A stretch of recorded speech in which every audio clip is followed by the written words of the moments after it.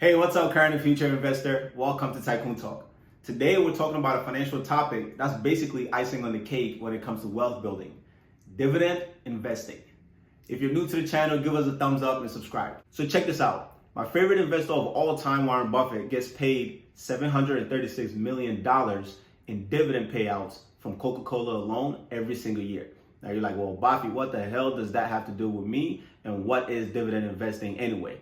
Well, stay tuned. In this video, I'm going to explain what dividend investing is, the pros and cons, why you want to be a dividend investor, because guess what? Everybody likes getting money coming to their bank account. Let's get it.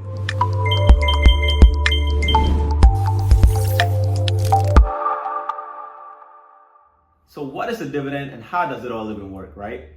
Dividends are portions of the company's profits that is distributed to shareholders, meaning you and I, the investors. As the company become more profitable and successful, they share some of that money with us, which is nice. There are two main types of dividends. We have cash dividends and stock dividends. Cash dividends sounds exactly like what it sounds like. You get paid cash distributions from the company that you're invested in directly into your investment portfolio. But stock dividends, on the other hand, is when the company decides to give you more shares of that company rather than giving you that cash distribution. So for the purpose of this video, we're going to focus strictly on cash dividend payouts because who doesn't like money?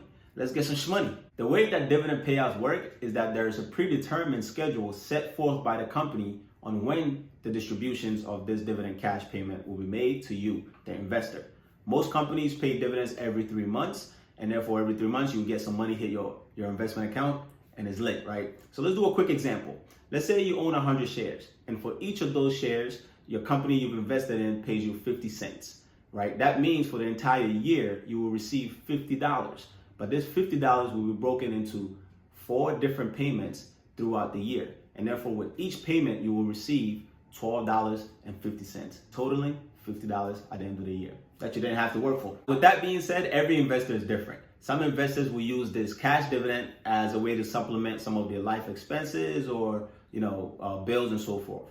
Alternatively, other investors might decide that, hey, I'm going to utilize DRIP, which stands for Dividend Reinvestment Plan, to invest all that money back into the market and create more dividends and invest those dividends to create more money, right? So essentially you have your own money printing machine, which is so cool. I'm a big advocate for this DRIP strategy because it allows you to maximize the capacity of your money in order to compound at a faster rate and make you way more money than you can even imagine over time. The beautiful thing about dividend investing is as long as the company is paying dividends, you don't have to sell the stocks. You can hold it forever and you will, in perpetuity, get paid forever. So this is a very attractive investing strategy for many investors. So again, just think of dividends as a portion of the profits that a company makes and they share some of that profit with you, the investor. And as long as you hold it, you're gonna make more money. And the idea is to reinvest that dividend that you get paid so it can generate you more money faster and ultimately replace you working for money with more money working for you, baby. You might be asking yourself, why will a company pay some of its profits to shareholders?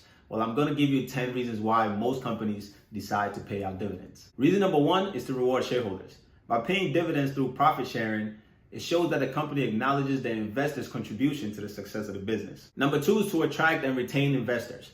By offering dividend payments consistently, you make your stock more attractive to investors, especially the ones that are looking for heavier dividend payments and looking to kind of leverage that dividend payment as another stream of income. 3 is to demonstrate financial stability. By paying dividends consistently, especially over decades, it's attractive and it shows investors that yes, this company is profitable, it's sustainable, and guess what? They're consistent in making dividend payments. Number 4 is to enhance the stock value because dividend payments contribute to the overall returns for the investor. Not only are they getting dividend payments, they're also getting capital appreciation over the long term. And this history of consistent dividend payments and capital appreciation over time helps the perception of the company become more positive and attractive to a lot of investors. And therefore the demand goes up, which helps retain the value of the stock price. Number 5 is because of the tax efficiency for shareholders.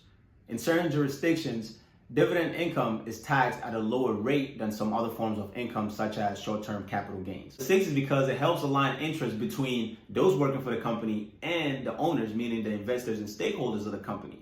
For example, when the executives and employees have stake within the business, then guess what? We're all in the same boat and we all want the same thing, which means we want the company to succeed and we want to reap the benefits of that success of the hard work we all put in together. 7 is that it provides shareholders some flexibility, right? Dividend payouts received can then be decided to use however we see fit as the investor. Like I stated earlier, most investors like to reinvest that dividends, while others might use that as a way of supplementing some of their expenses. 8 is the fact that it serves as some form of an indicator into the future earnings of the business, right? Because if the company has been consistent and they're paying dividends very well, it shows that they're confident that they can continue that trajectory. However, definitely got to put a disclaimer in here because past performance does not determine future performance in the stock market. So keep that in mind. 9 is to maintain shareholder loyalty, right? If you consistently pay dividends and investors are receiving money, guess what? They're not going nowhere. Why would I leave, right? I'm getting paid. And gaining investors' trust is one of the most important things that all publicly traded businesses work extremely hard when it comes to investor relations, because this gives you a lot of leverage, and that loyalty is going to help you weather the storm when things get difficult, whether there's a recession, whether there's a lot of competition, whether the economy is rough, or your consumers are not spending as much money. Not only that, in addition to that, when there are strategic initiatives, you want to make moves, maybe you want to do some research and development, you want to do some mergers and acquisitions, right? M&A, you want to compete and create partnerships, you want to go in a different direction. All these things help when you have a huge backing and loyalty from your investors. And the 10th reason why a company might decide to share some of its profits with the shareholders is because it just shows a certain level of maturity. If you have that consistency, if you have that strength, you've been doing it long term despite all economic conditions and rise and falls and wars, and you stay consistent, it shows that yes, you are mature, you know how to handle the company's financial resources, and therefore you got me. I'm gonna give you my money and you're gonna give me my money too. Dividends. Let's talk about why dividends matter, especially for a beginner investor. It is an incredible way to generate passive income and increase your income streams without physically having to do anything. You can just sit back, do nothing, and every few months you just get paid. And I can promise you, whatever money you're getting from your dividends is going to be a lot higher than the interest that you have on the money that's sitting in your savings account. The bank is not going to give you as much, but these businesses will give you more. The most important point of investing is to generate returns, whether it's in dividends or capital appreciation over time, right? And so you want to get the highest form of return. Adding dividend reinvestment along with the capital appreciation is going to give you that. But more importantly, you want to pick companies, individual companies and funds that have that track record, the history of consistency and strength to give you the money that you deserve, and also not only that, but protect your money that you just given them. I know I mentioned taxes earlier, but let's dive a little bit deeper. Whenever you get paid on dividends, the government always wants a piece of that pie. Now, how much of that pie they end up having is dependent on a few factors. In most places, dividends are categorized as qualified or non-qualified. Qualified dividends often get a favorable tax treatment similar to the lower rate that long-term capital gains have. On the other hand, non-qualified dividend might be taxed at your ordinary income tax rate, which is the tax rate that you pay your salary at, and that is not cool. Ultimately, it comes down to this. The longer you hold your stocks, the longer you reinvest the dividends, the less taxes you end up paying. Don't forget that depending on where you're located, your state might also want to get a piece of that pie. Now, again, it varies. Some states are more favorable, some states are not. Last but not least, for our global viewers and anybody that's investing in global companies in different countries, keep in mind that you might encounter some tax withholding responsibilities based on whatever dividends you're getting paid, or even if you sold your stocks, you have to keep that in mind and make sure you do your research. Make sure you're not avoiding the taxes that you have to pay. Don't get caught in tax fraud, because I'm not going to come save you. And these are the taxes that the home country of the company will take out before sending you your dividends. Now, the good news is that most countries around the world are in agreement, so there won't be no double taxation, meaning you're not going to pay the taxes twice. We've already covered so many advantages to dividend investing, such as additional income streams, strong financial health for the companies that you're buying, and also the future growth potential. But like any investment, there are some drawdowns and there are some risk and setbacks. So we're going to definitely now talk about some of the cons as opposed to the pros of dividend investing and dividend payouts. So the first potential risk to keep in mind is market volatility. Just because your company that you bought pays dividends consistently for however, it doesn't mean that they are immune to the volatility that goes on within the stock market. The stock prices of these companies can still fluctuate, and therefore it does have an influence, and it can negatively impact investor sentiment, and it could lead to some negative things for the company. Even though the stock price could go down significantly, you might still be getting dividend payouts, but keep in mind sometimes the dividend payouts does not offset the stock price going lower, right? So you have to kind of think about it in that swing, and then weigh out your options and see what the trade-off is. If you think it's still worthy to own that stock, whereby you've done the appropriate research and homework, then that's perfectly fine. But if you have no idea what you're doing, then you might want to cut loose and invest in some of the financial literacy topics that I'm going to be talking about here on this channel. And if you haven't watched the previous videos, go check them out. The next potential disadvantage for dividend paying stocks is the fact that there can be some limitation when it comes to growth and profitability down the road as well. The reason why is because if they make profit and they share some of that profit back with you, the company has less profit to now what? Reinvest back into the business, focus more on research and development, growth, expansion, acquisitions, you name it, right? So for example, if a company makes 10 billion in profit and they share, let's say 2 billion of that profit back to us, the investors, that means the company only has 8 billion remaining to reinvest back into the business and turn that profit into more growth, more revenue, and hopefully more dividends, right? As opposed to the same type of company on the same level with the same advantages having all that 10 billion available to them, right? Now they have all that 10 billion and they can reinvest 10 billion.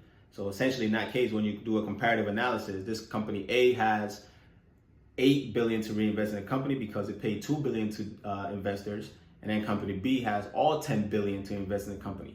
So now obviously it's all how each company manages that resource that they have, but the more resources, the better, right? The more cash you have, the better your life goes. The same thing for these businesses. They're no different than you and I. The next pitfall to look out for, especially if you're a beginner investor, you might not be aware of this, but companies do not owe you dividends, okay? They don't have to pay you dividends, which means the dividends payouts can be paused, ain't no more money coming in, right? It can be cut, meaning they can reduce it. Remember the early example, if they're paying 50 cents per share in dividend payouts, maybe now they're paying 25 cents per share in dividend payouts for whatever their reason is, okay? So that's a possible scenario. And then the third and final scenario when it comes to dividends and the disadvantage in that area is the fact that the dividends can just be cut. It can zip, no more dividends coming. One example that I'll give you right now of a company that cut their dividends was Disney. Disney cut their dividends in the height of the pandemic, and yet to this day, they have yet to return to paying shareholders dividends, right? So imagine if you bought Disney strictly because you're expecting dividend payments. Well, now that dividend payments is completely cut, and we have no idea when that will return. So there are a lot of variables and things to keep in mind on your investment journey. And perhaps this is one of the biggest pitfalls that dividends have that many investors oftentimes fail to recognize, and therefore make a huge investment mistake that can cost them tons of money. And that's not the worst part. The fact that losing money is not the worst part, but losing time is something that you and I cannot afford to do. And that is, just because the stock has a high dividend yield, it does not mean that it's a good company. It doesn't mean it's stable and its financials are healthy. Most of the time, good companies generally pay between 1 to 2.5% in dividends annually, maybe 3. But there are a lot of companies out there that will pay 5, 6, 7, 8, 10%, 15% in dividend payouts. And that is insane. You have to be very careful. Don't fall for the trap of, oh my God, if the stock is $100 and they're paying 20% in dividend yield, that means they're giving me $20 a year on each stock. And therefore you just go and buy it. No, it is very dangerous. It is highly, highly unsustainable for the long term. And when ish hit the fan, okay? So you have to be very careful when you buy dividend stocks. It is important to do the proper research. I will be creating a lot more videos on how to do the research process properly so you don't end up hurting yourself. Because in the stock market, what you don't know will hurt you. And it's about understanding the risk. And once you understand the risk and you see where your risk tolerance is based on your responsibilities, your financial situation, where you're at, what you can afford to do, then you can make a well-informed decision on which stocks to buy, whether it's dividend-based or growth-based or, however you want to have it. But I beg you, do not go and buy a stock strictly because it just pays 5% dividend, or you heard somebody on social media tell you just go buy this stock because it pays high dividend. They're not really looking out for what's in your own best interest, okay? So take some time and do some homework. Up until now in this video, everything I've touched on and mentioned has been the monetary factors, right? The monetary gains or losses of dividend investing and getting paid in dividends. But I'm gonna share with you one of the reasons why I specifically invest in dividend companies. And I've been investing in stock market for around 10 years now. I'm gonna share with you exactly why I invest in dividend stocks. So for me, it's not really about the numbers and it's not about the money, right? Ultimately, the money is a means to an end. So for my personal dividend journey and my personal dividend goal is to get to the place where my dividend payouts can fully fund my entire lifestyle and my entire life expenses and my bills and everything of that nature, which means the money ultimately works for me. I no longer work for money, and I use my time and energy and money on the things and the philanthropy work and the educational content and all the contribution I can make in society, in different backgrounds, in my own immediate family and my own extended family as well. Currently, or perhaps I'll never be able to match Warren Buffett's $736 million dividend payout annually from Coca-Cola. But as my personal goal, my next milestone is to reach $6,000 annually in dividend payouts from my Robinhood investment portfolio. And that will come out to about $500 a month if I divide it by 12, right? So imagine having extra $500 a month in passive income and not having to take on side hustles, side gigs, or additional jobs, and therefore I can sleep and have $500 come in on average every single month. That would be exciting, right? Now I can use that $500 for lifestyle expenses or whatever, but right now all that money that comes in from dividends automatically gets reinvested, because what's better than making your own money printing machine? And there you have it, the basics of dividend investing. If you enjoyed this video, give us a thumbs up, share it with your fellow investors, and don't forget to tune in for additional videos on what is going on in the world of finance. Until next time, happy investing and happy dividend payouts. Cheers.